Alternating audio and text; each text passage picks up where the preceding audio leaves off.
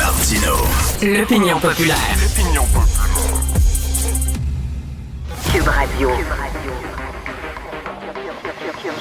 Cube Radio. En direct à LCN.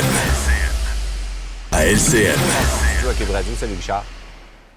Salut Jean-François. On a vu beaucoup au fil des ans à Montréal des campements de sans-abri qui ont été démantelés parce qu'on disait que c'était pas sécuritaire. C'est des sans-abri, coudonc, il n'y a pas de refuge, les refuges sont pleins, fait qu'ils ont fait des campements de fortune un peu partout, puis on les a démantelés. Petit message aux sans-abri. Mettez-vous ensemble, achetez un drapeau palestinien. Ici, un drapeau palestinien au-dessus de vos tentes. On va foutre la paix. On va foutre la paix. Vous allez pouvoir camper n'importe où. On va dire c'est votre liberté d'expression. Dites pas que vous campez parce que vous avez de la difficulté à trouver des places où loger. Non, non. Dites que vous campez pour manifester. Et là, on va dire c'est correct. On vous laisse avec vos barbecues et tout ça. Aucun problème. Mon petit conseil du jour.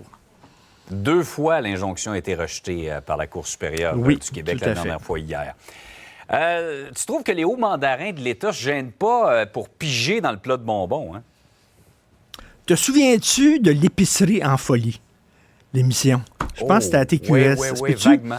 Alors, il y avait 2 participants avec des paniers à épicerie. Là, ils étaient dans une épicerie, puis là, on leur disait, vous avez 10 minutes pour leur remplir à rebord votre panier. Là.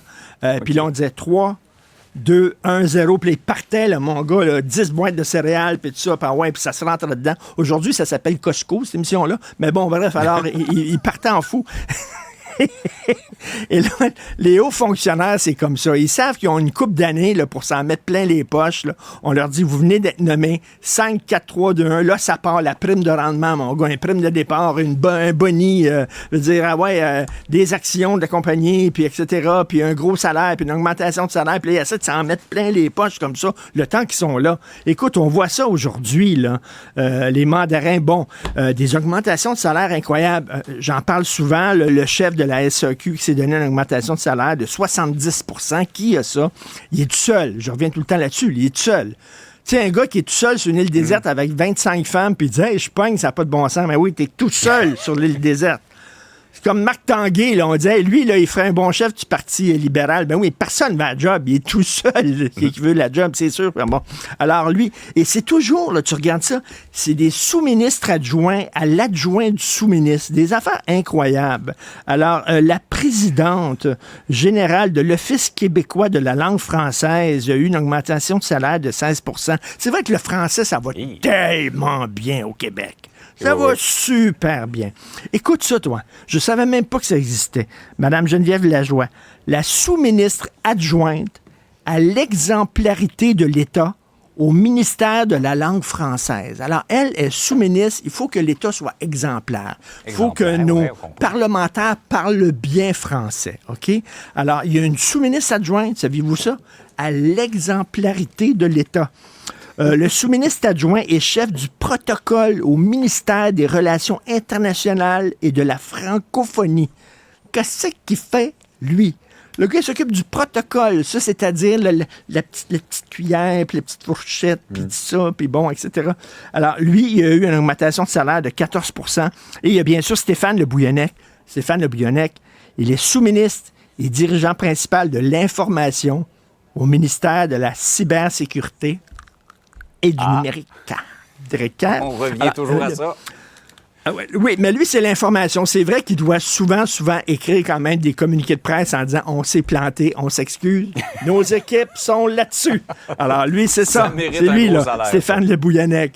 Alors, voilà. Alors, écoute, on veut se décarboniser, c'est-à-dire ne plus être dépendant du pétrole. Antoine Robitaille, dans sa chronique aujourd'hui, ce qu'il dit, on peut se débureaucratiser.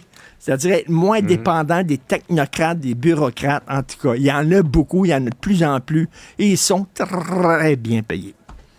Et de belles augmentations de salaire qu'enviraient bien des gens, effectivement. Oui. On sait qu'on est en préparation d'une loi sur la protection des élus et on comprend l'objectif. Il faut éviter l'intimidation dont sont victimes nos élus. Oui. Mais là, tu te demandes, Richard, si ça va pas un peu trop loin, ça va pas un peu limiter la critique qu'on peut faire de nos élus? Ben, aujourd'hui, là, tous les journaux au Québec, tous les médias presque ont écrit et ont publié une lettre ouverte en disant, écoutez, on est inquiet de ce projet de loi-là. Bien sûr que c'est pas drôle d'être élu, puis tu te fais poursuivre dans la rue, puis tu te fais harceler, puis les menaces de mort, puis tout ça. Tout le monde comprend ça. Ça n'a pas de sens. Mais la loi est écrite de telle façon, elle vise tellement large, elle est tellement floue, que là, on dirait que même critiquer des politiciens, ça pourrait être vu comme de l'intimidation. Rappelle-toi, l'Office de consultation publique de Montréal, le bureau d'enquête avait publié de nombreux textes là-dessus parce que tous les jours, on en apprenait. Hein. Ils ne s'amusaient pas à planter la même personne tout le temps. C'est parce que s'il y avait un texte, c'est parce que soudainement, on avait appris, tiens, une nouvelle dépense qu'on n'avait pas vue la semaine passée, puis une nouvelle... Bon. Et là, ben, il y a des gens de l'Office de consultation public de Montréal qui ont dit c'est du harcèlement, c'est de l'intimidation de la part des journaux de Québécois, puis ça n'a pas de bon sens. Puis ben non, c'est pas du harcèlement puis de l'intimidation. On fait notre job.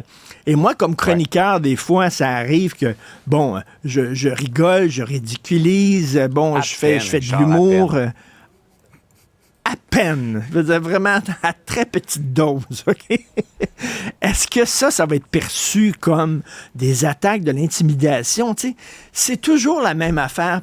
La liberté d'expression, c'est difficile. Tu sais, Facebook tente de faire le ménage des fois, puis il laisse passer des choses qu'il ne devrait pas laisser passer. Il bloque des affaires qui sont absolument anodines et n'importe quoi. Il ne voit pas le deuxième degré, tout ça. À chaque fois qu'on tente d'encadrer la liberté d'expression, il y a toujours un peu cette crainte-là. Oui, c'est correct, effectivement, mais est-ce qu'on va aussi empêcher des critiques qui sont utiles et qui sont légitimes? On peut se poser la question. On comprend les craintes des journalistes. En tout cas, je te rassure, Richard, tu peux être cinglant, irrévérencieux, mais t'es aussi intimidant qu'un bébé panda. Merci. Je te rassure. Hey, c'est très gentil. Merci. Salut. Bye. Salut.